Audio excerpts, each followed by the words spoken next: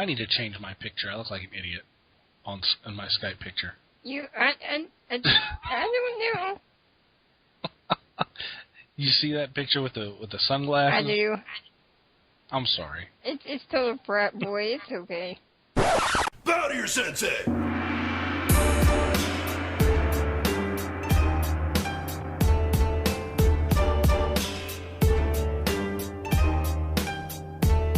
You're listening to RetroSensei podcast.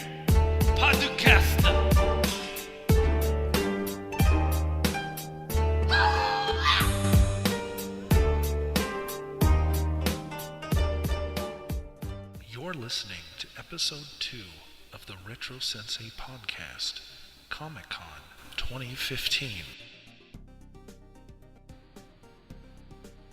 Thank you for listening to another episode of the RetroSensei podcast. I'm the RetroSensei, and we're here again with Short from AbilityPower.com. Hello. Short, I didn't scare you off last time, huh? Oh, no. Video games and geeky stuff? Never. Yep. Well, good. I'm glad to have you back. Before we dive into the topics for this episode, I did want to ask you, though, is there anything new going on at Ability Powered since the last time we talked? Any new reviews or anything that you're working on behind the scenes? I've been working on a series for add-ons for World of Warcraft that make it just easier to play.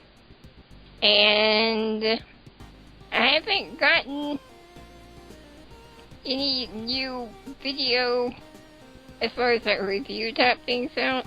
I've been sick for the last week, and I was like, nope, taking a week off. Yeah, I saw that. How are you feeling now? You feeling any better? Not yet, but it's the weather. It's the Tennessee weather. It's terrible. I've had a case of the sniffles, and it's not a cold or anything like that. It's just, I think it's all this pollen and everything that's in the air. I cut the grass, and my eyes are itching for the rest of the day. Mm-hmm. It's awful. Well, I hope you get to feeling better. We won't take up too much of your time tonight. Thank you. Well, me and you were talking earlier in the week about topics for this episode. And you mentioned Comicon, and of course that happened since the last time we talked, and there's plenty of good stuff to talk about there. But I think probably the first thing that we should go ahead and discuss is the unfortunate passing of Iwata, the CEO and president of Nintendo. Yeah, and it was totally, I know you said, it was totally unexpected. Yeah, absolutely. I saw it on Twitter. And I had to, go ahead and confirm it through official channels that we all have access to, just to make sure it wasn't somebody playing a prank, because, this guy was not old, and he didn't look unhealthy in any way, but apparently it was some kind of tumor, bile duct tumor or something like that. Is that right? Yeah, from what I've read, he went through and thought it was removed, and he was good to go. And he went back to work, and then, out of nowhere, just bam. That is awful.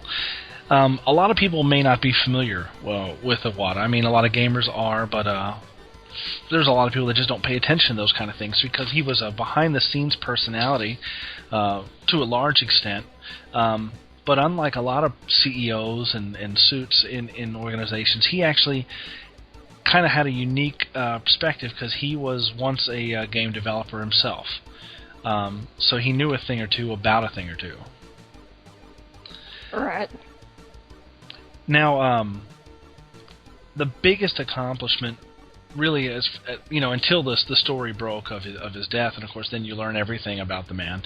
But until that point, the one thing that that really brought him into focus for me was his large role in the development of the Wii and the Nintendo 3DS. This guy essentially, I don't want to say he made these systems, but he was very crucial in their development, the way they were presented and marketed to the public, and I guess you could say he was crucial to the success of both systems. we talked a little bit about the Wii on the last podcast, and you said that you guys have a Wii. Is that right? Yeah, and I didn't realize he was that big of a force behind it. Yeah, I mean, I honestly, without looking it up, I couldn't tell you who his predecessor was, because I mean, he just this guy really seemed to take a step out from behind the executive office, and almost to the point where he was a bit of a celebrity, like Miyamoto, the creator of Mario, or Reggie Fils-Aimé, the American co-president. Iwata was a big force in Nintendo, and I'm really concerned a little bit now that he's passed. Who's going to fill his shoes, and how may that change, Nintendo going forward? Because this guy really took some big, bold steps in the products that he brought forth. He did, and he put it. He was a gamer first and foremost before he was a CEO. So, hopefully, whoever comes in next will have that same attitude. Well, I think even if they wouldn't have normally, they will at this point, because they've seen how some of this off-the-cuff thinking that he sort of, provided the company has turned into a success. I mean, until the Wii came out, a video game console system consisted of a box that took games with a pretty standard controller. And the Wii really turned that completely upside down with the remote and the nunchuck and all, just the whole way of interacting with the system. You moved your body and you moved your hands instead of just pressing these buttons on a controller. And even with the Nintendo 3DS or even the DS, it's a natural evolution of what the Game Boy used to be, but he added a whole social aspect to it with the wireless connectivity and the device, the handheld devices talking to the consoles and all of these things. It was just a lot of the things that they could do were just never seen before. Yeah, and you can share games with your friends. That's absolutely. Do you guys have a 3DS? Are you familiar with a lot of the social aspects and how that system works? No, but since my mom is in daycare, the older kids during the summer are constantly bringing them in, and they'll have different games and connect them and play together, and it's amazing. The thing about the 3DS that's really neat, and it is real unique compared to other handheld game systems, is the interactivity with other people. Even if you don't have if you just bought a 3DS today and didn't have any games for it, immediately when you turn that thing on and get it all set up, there's stuff to do. It comes with little mini games that are preloaded, and they're all interactive with other people. Like, for example, my son has one. Well, both of my children have one, and I have one. And as long as the systems are on, they'll talk to each other. So, like, if you walk past somebody, or if you go to a place where there's other people that have a 3DS, their Mii's, their little avatar characters, will jump from their system to your system, and they can interact, and they're integrated into the games that you have. And this goes for both the games that come pre-installed, and even a lot of retail games have this what they call Street Pass or Spot Pass connectivity. Anytime I'm going somewhere where there's going to be a lot of people, like a mall or to a concert. I went to a Final Fantasy concert in Atlanta a couple years ago.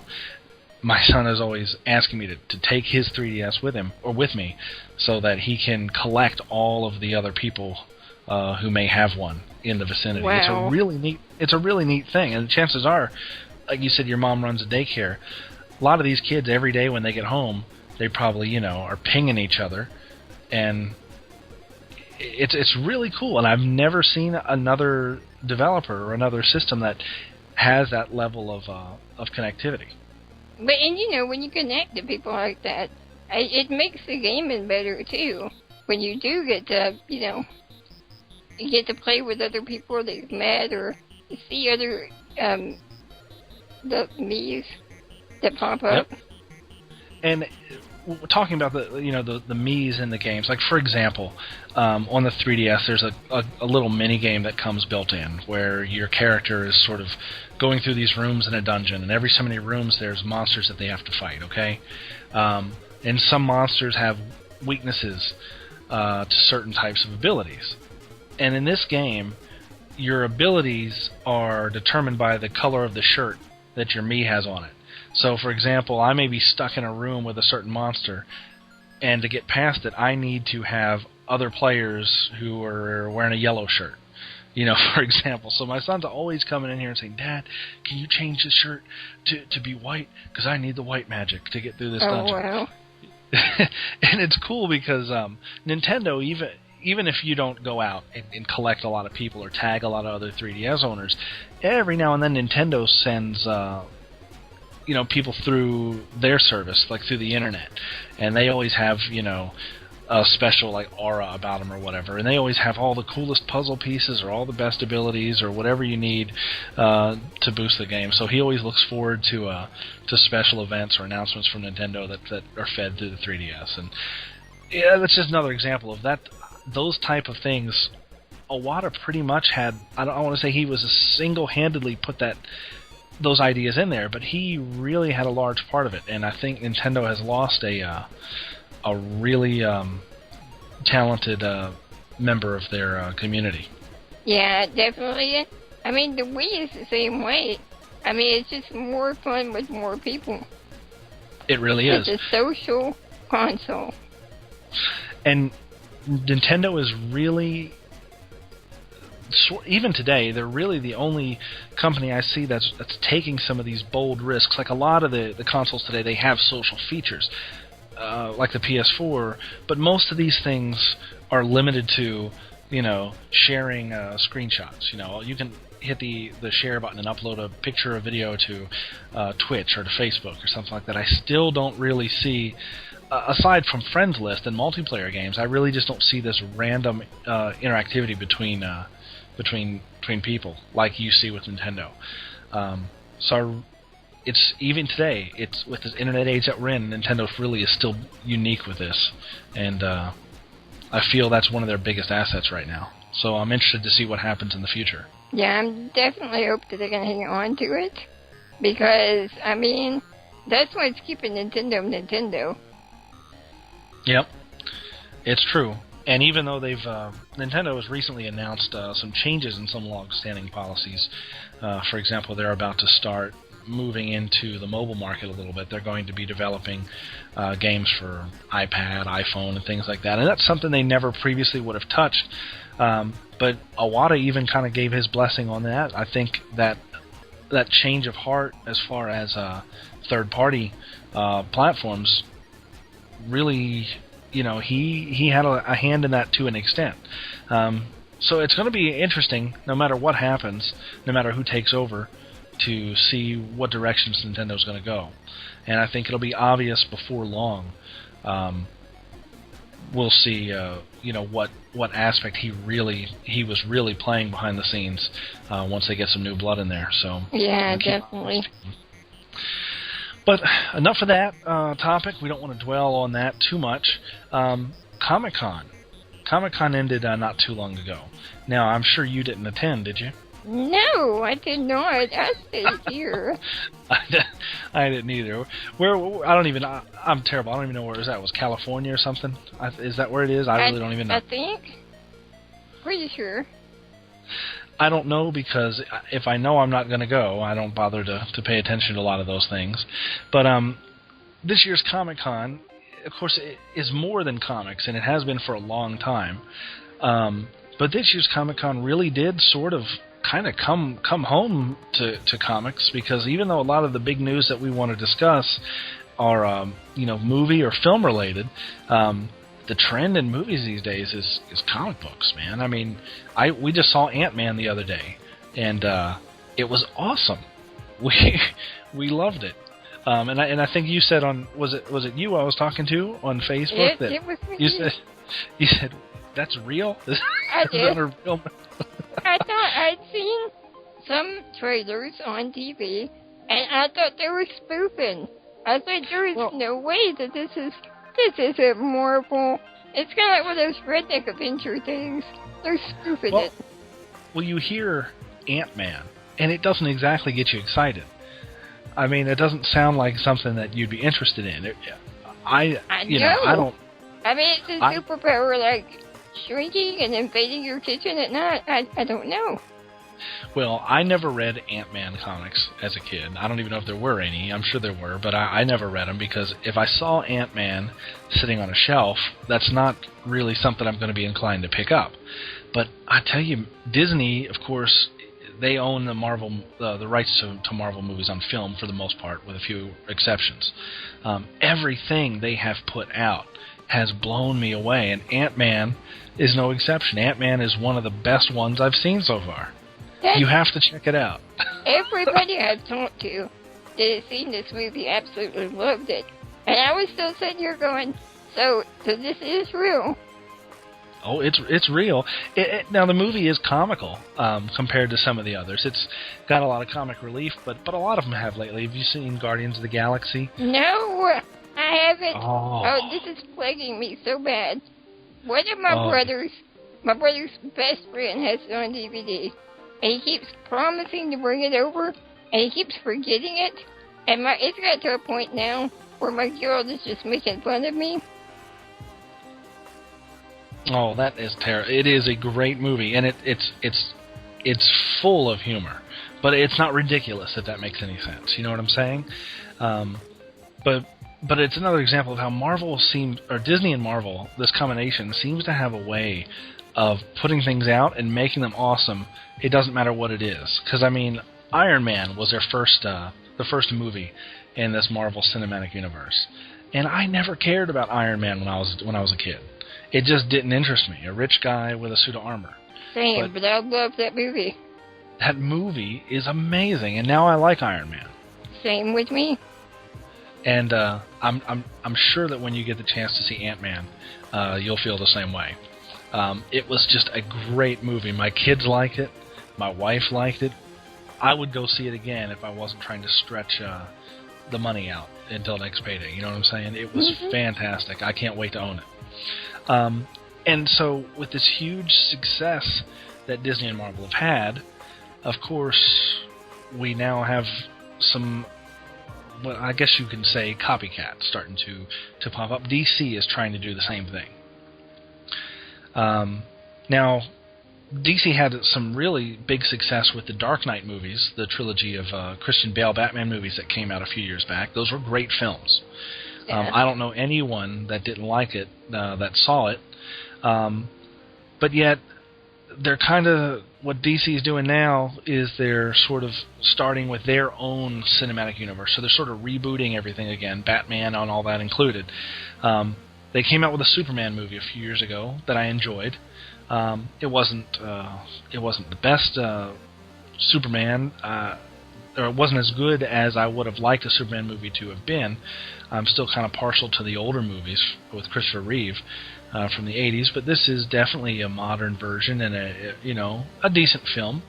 Yeah. And so what we have next is Superman or Batman versus Superman.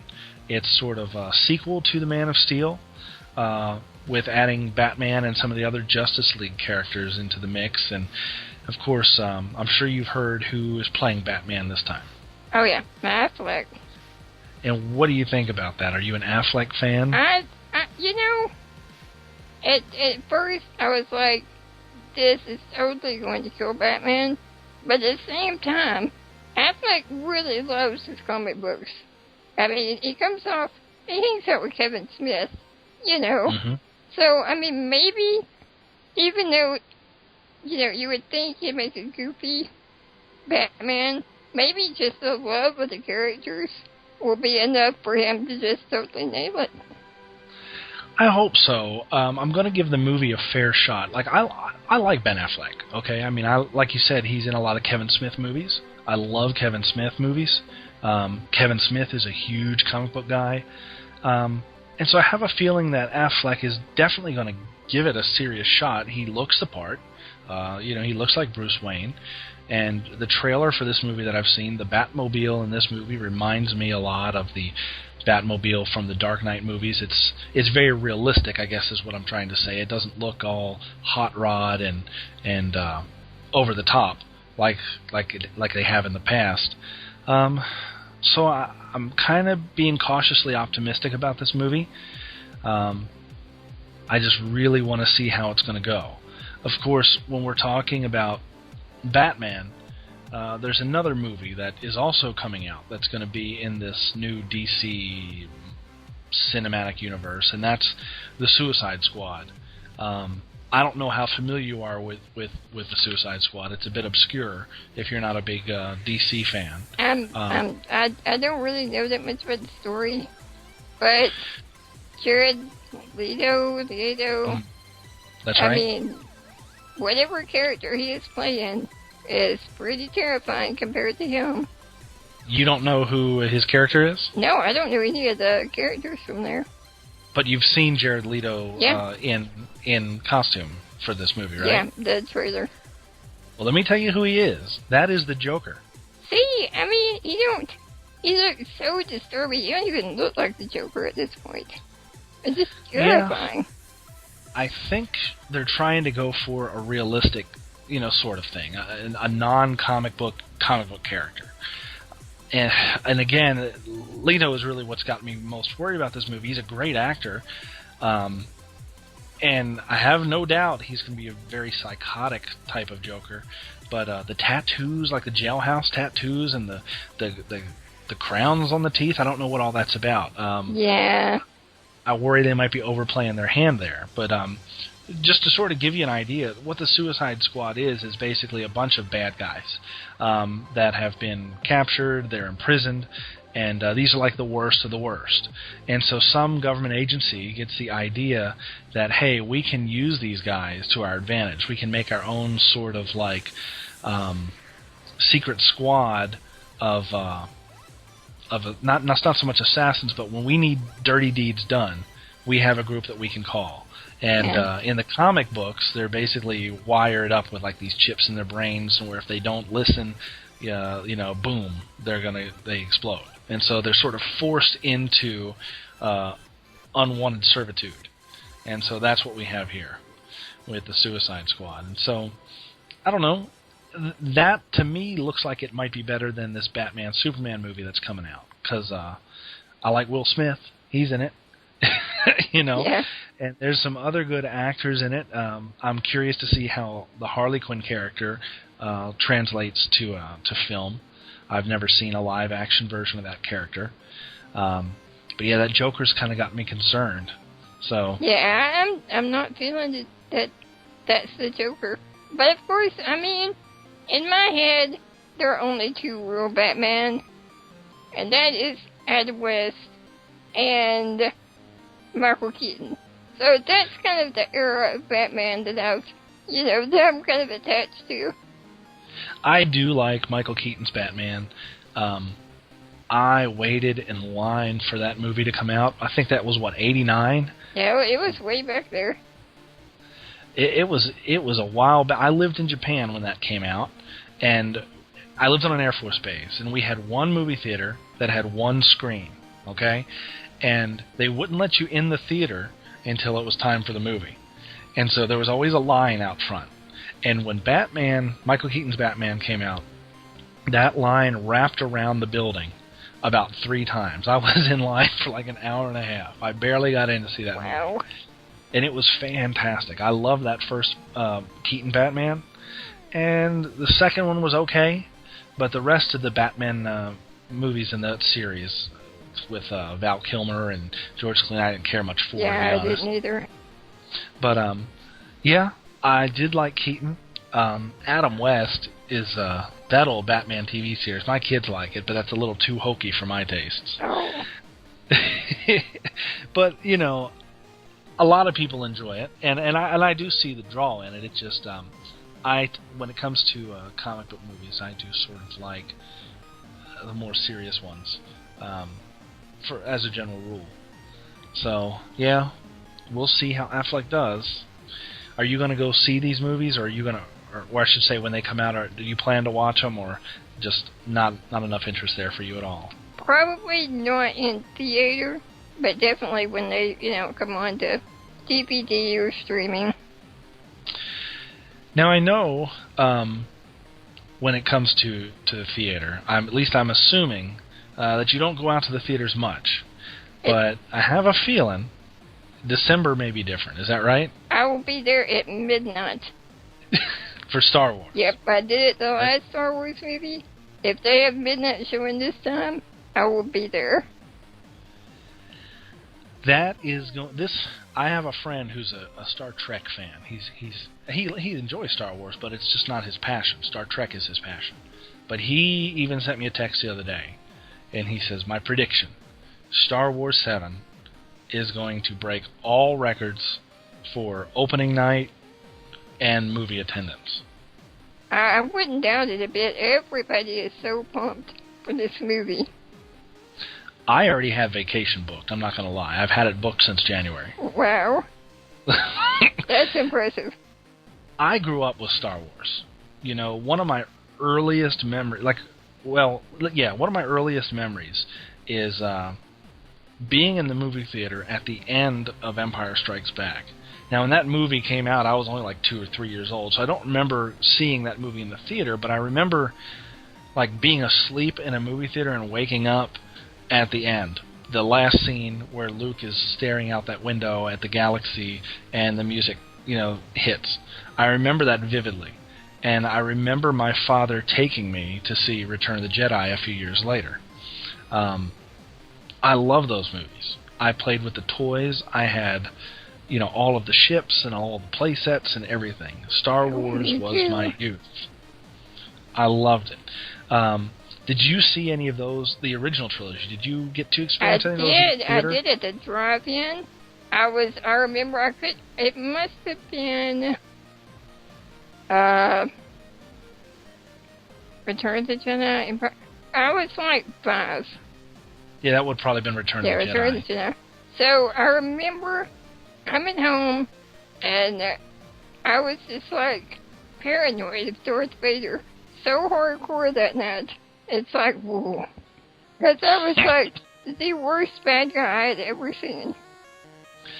I was born in 78, and Star Wars came out the summer before I was born, so I didn't see Star Wars until, actually, I saw it the day it premiered on HBO for the first time. I don't know what year that was, you'd have to look it up, but I remember all the hype leading up to it. Even my parents were telling me, hey, there's a movie coming on tonight that I really think you're going to like. Your mother and I saw it when we were, before you were born, and I waited all day for Star Wars to come on.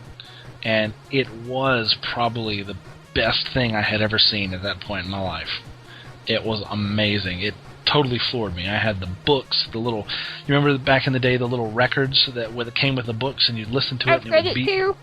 I had all that stuff. Yep, I read the 45 with the book that went with it. Yep. Beep. Time to turn the page. Oh, yeah. But, and so anyways, when I met my wife, she had never seen a Star Wars movie. Ah. Yeah, I know, right? Oh, my goodness. So I remember when we were still dating, it was in that period where she really didn't want to see it, but she was still we were still sort of new in the relationship, so she wasn't going to tell me no. You know what I mean? Because she wanted me to be happy, so she watched them. And I don't really know how much she cared for them, honestly, the first few times she saw them. But once we had kids, of course, all that changed. She's a full-blown nerd now, just like me. Yeah. She's in the other room right now playing a video game while I'm doing this. But she's now seen all 6 of the Star Wars movies time and time again. And my oldest son, he loves them. And my youngest son, he has just gotten into them here in the last month or so.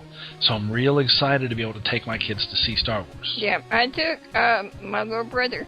Yeah, my brother is 16 years younger than I am. So when they did the 1 through 3, I took him every time there was one in theaters. Let me ask you something. So, of course, you've seen the original trilogy and the prequels. This is a big source of debate, so I don't want to dwell too much on it, but overall, just generally, what is your take on the prequels? Love them, hate them? What do you think?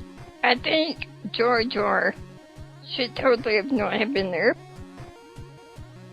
I know he's like the comic relief, but throw in some more R2-D2 or something. He was really goofy to me, and he was in most of the prequels, and I don't know. I do tend to agree. I'm not a Jar Jar fan. I think a lot of the hate that he gets online is a little over the top. Oh yeah, definitely. But I'm not a big fan of his either. But I agree, when you watch the old movies, the original trilogy, and you see the formula for success, when I look at the prequel trilogy, I don't really understand what George Lucas was going for Exactly. with some of this stuff. Like, there's toilet humor in Episode 1. You know, Jar Jar gets farted on by an animal. And I mean, that didn't need to be there. Exactly. And that's my problem with them, too. It's just, they seem more goofy than the old ones. They do. They do, but then again, in the background, you have some of the most mature storylines in the whole series going on. Trade disputes, you know, this senator, or this villain who's moonlighting as a senator. There's a lot of real mature, in-depth stuff going on there, on top of poop jokes. I just don't really know what the whole intention was with that. But don't get me wrong, I'm not a hater of the prequel trilogy. I just don't like it as much. Yeah, that's how I am too. I mean, they're good, but they're not Star Wars like the old Star Wars good. Mm-hmm.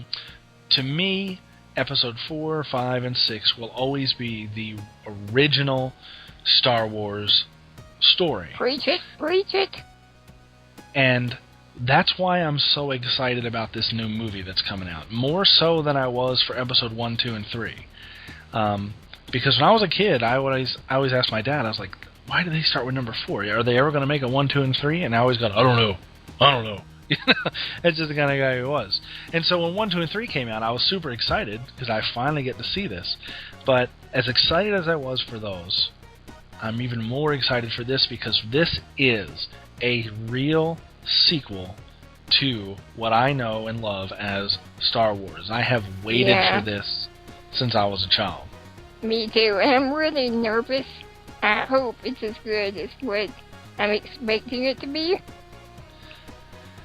Well, when it was first announced, of course, I was excited, but I told myself I was not going to let myself get all hyped up over it, because I didn't want to be disappointed. I didn't want to be let down. But of course, everyone who's involved in this movie, it seems like, has come out and said, this is the best one that we've ever done. I mean, the guy who plays C-3PO, he said, of all 6 movies he's made, because he's been in all 6, this is by far the best one. He says he believes this is going to be the greatest entry in the Star Wars series so far. That's a bold claim. It is, and the fact that they got so many, the original cast back is just impressive. You know, of course, Lando, Billy D. Williams, is not in this movie, but he's hinted strongly that he's going to be in some of the future sequels. One guy who's not in this movie that I would have thought would have jumped at it is the actor who plays Wedge Antilles, the X-Wing pilot. Mm-hmm. He was invited to the movie. He was asked if he wanted to be in it, and he turned it down because he said it was just going to be boring to him. I don't understand that at all. How much do you want to bet he is kicking himself, or he will be? Yeah, he definitely will be if he's not yet. That strikes me as someone who just is a little pretentious and, too big for their britches. We'll see. I like the character of Wedge. It's a shame.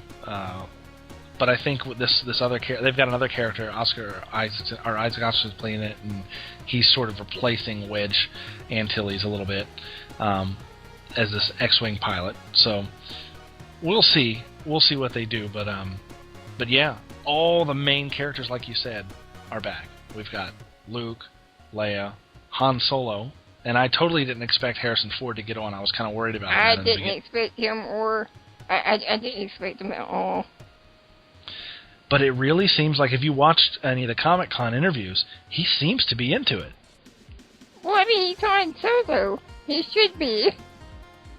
I agree, but he's always sort of turned a cold shoulder to the idea of Han Solo. You know, he didn't want to talk about it with fans. He sort of disowned himself from the character, and that's why I was a bit worried that, you know, they were going to have a hard time getting him on board. But it seems like he's in it to win it. He's ready to go. I hope so. So that makes me happy.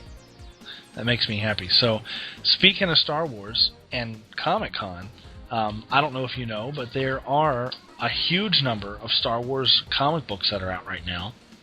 And ever since Disney has bought Star Wars, they've sort of consolidated everything. So now these comics that are out, I don't know if you're a big comic book fan or not, but if you are, and even if you're not, you may want to consider giving them a look. These are official canonical stories in the Star Wars universe. The run that's out now is a story that takes place between Episode 4 and 5. If you're ever curious about how Darth Vader figured out Luke Skywalker was his son, that story is being told month to month right now in Marvel Comics. Now, see, that would be interesting. I'm not big into comic books because, I know there's Star Wars books that are out, but there were just so many, and it was so hard to figure out where to start and what was, you know, like official, I guess, or what with the movie. All that has changed. Now that Disney is in charge, they have set strict rules about the way that works. Essentially, no matter how good or bad any of those old books were, and there were like over 100 novels in the Star Wars universe, no matter how good or bad they are, anything published prior to Disney taking over is considered unofficial, or what they call legends. So if you really just wanted to get into reading Star Wars novels, there's only 4 out right now, 4 or 5. See, that sounds way more manageable. But, I mean, like I said, I've never been that big into comic books. But now, knowing that it's more streamlined, it would be a lot easier to get into. Yeah, right now there are 4 actual novels that are out, with a 5th one coming out in November. No, I'm sorry, in September. And this one, if you're curious at all about reading the books, this would be the one to pick up. In September, we have a book called Star Wars Aftermath that comes out, and it is the novel that takes place immediately after Return of the Jedi, the official what happened after Return of the Jedi leading up to Episode 7. That's in September. That'd be a good bridge. I mean, you know, good to get you back into the Star Wars hype. It's going to be building before December, too. It's already building, but I noticed it's like a frog in a pot of water. They turn up the heat slowly every month, and by the time I think September gets here, because there's 4 books coming out in September. There's that one I just mentioned, and like 3 like teen fiction books, you know, sort of not scholastic, but they're young readers. But they're still official. They're all dropping at the same time, and so it's going to be at a fever pitch when December gets here. Oh, definitely. So we'll have to definitely get together and talk strictly about Star Wars at that point in time. You realize there's going to be an episode of this podcast where it's going to be 100% Star Wars. Oh, I have no doubt. I love Star Wars. If you go to RetroSensei.net now, I've posted several reviews of all of the Star Wars novels, all of the official ones, the Lucasfilm novels that have come out since Disney took over, as well as sort of summaries of all the Star Wars comics that are coming out, or that have come out. So if you're curious, you know, talking to you personally, if you're just curious about what's out there, you can always take a look at the site, because I have sort of covered all of that stuff, because I'm a huge Star Wars fan. But one other thing about Comic-Con that I did want to mention, because we're starting to run out of time on that false hour that I sort of put on the podcast, is a series that's coming out that I don't think people were expecting, that's long overdue, and that is Ash vs. the Evil Dead. It's about time. So you are an Evil Dead fan, right? Oh, I love that movie, And there's a game out that Telltale put out. Poker Nights 2, I think. And they have the character, and the Book of the Dead pops up. So, Oh, really? Oh, yes.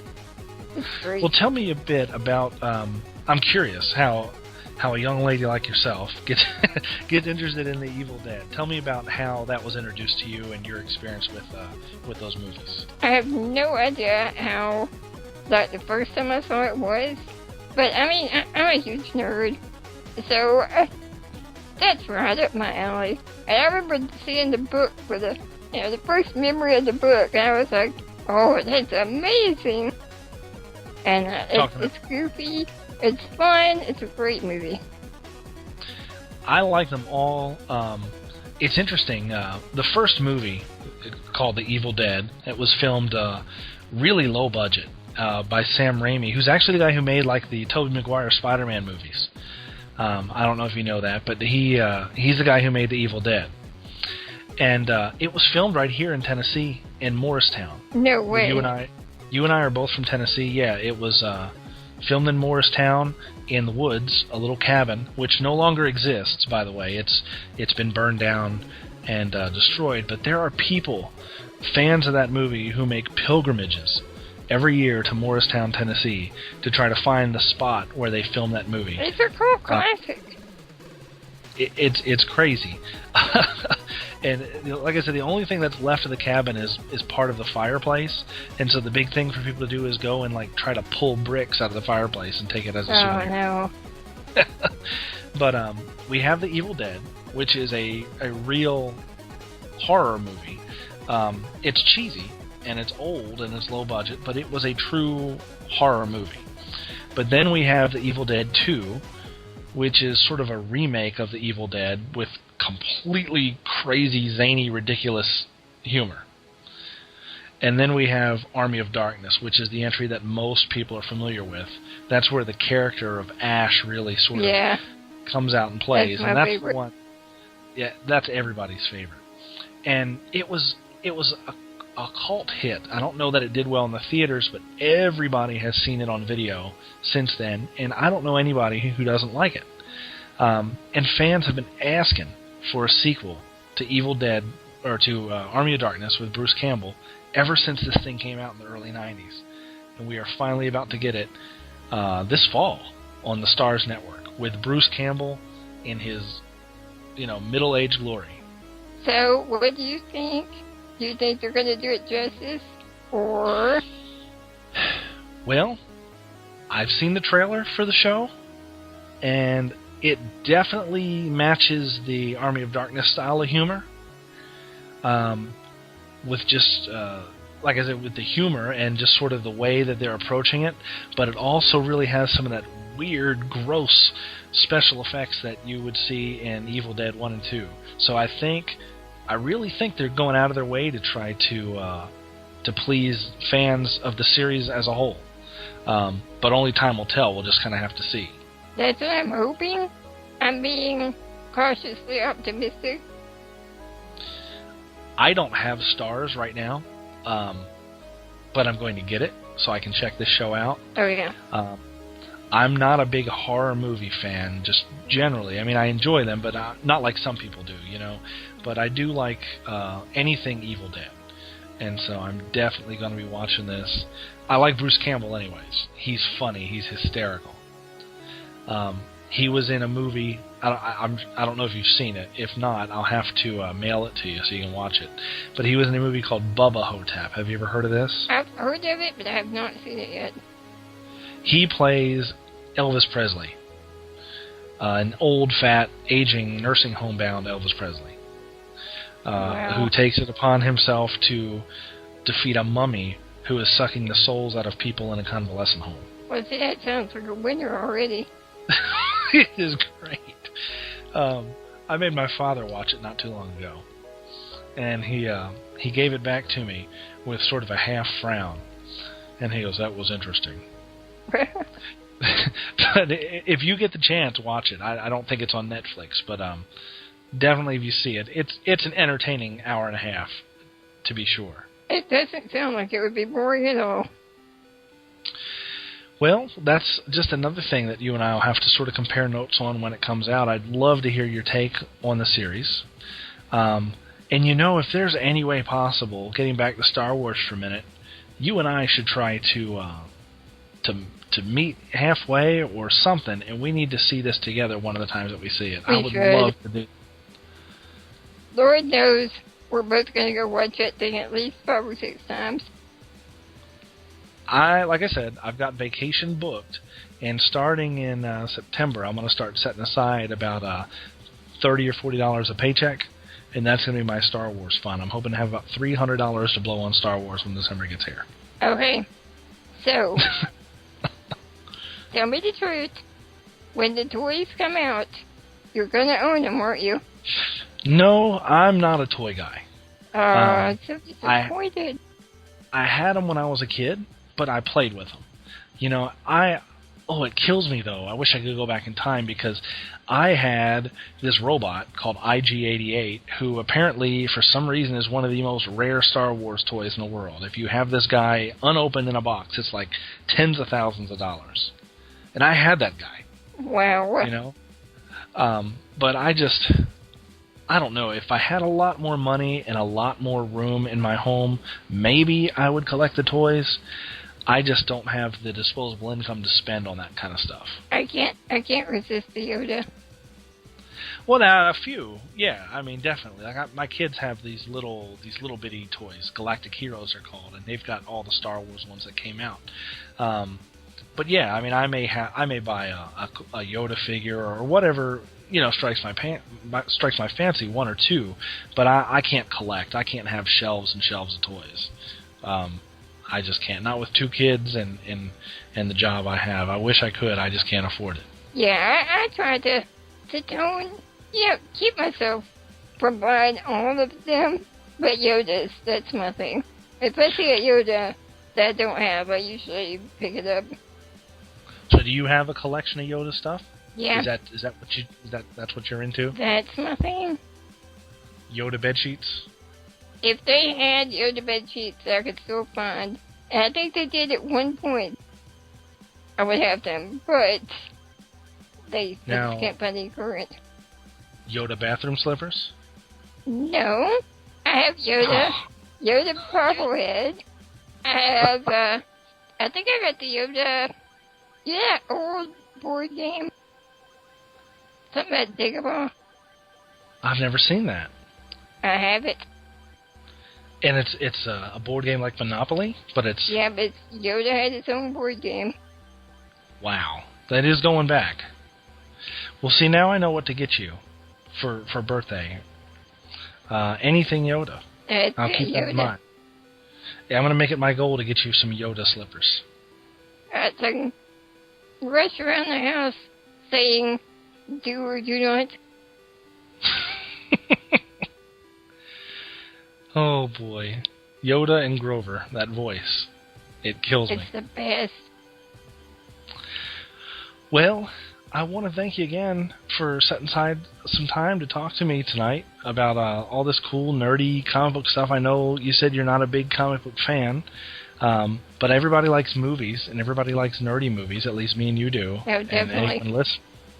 So, thanks again. I'm going to go ahead and wrap it up this week, but hopefully we'll be back in 2 weeks to talk about some more nerdy stuff. I was thinking, I'll go ahead and run it by you now. You're a big WoW player, a big MMO player. I am. And so am I. So unless there's some really cool news between now and the next time we record, I think maybe I'd like to spend some time talking about that, and you can also get a chance to talk about your guild in WoW some more. Sounds good. Great. Well, I look forward to it, and thanks again. All right. See you guys in 2 weeks.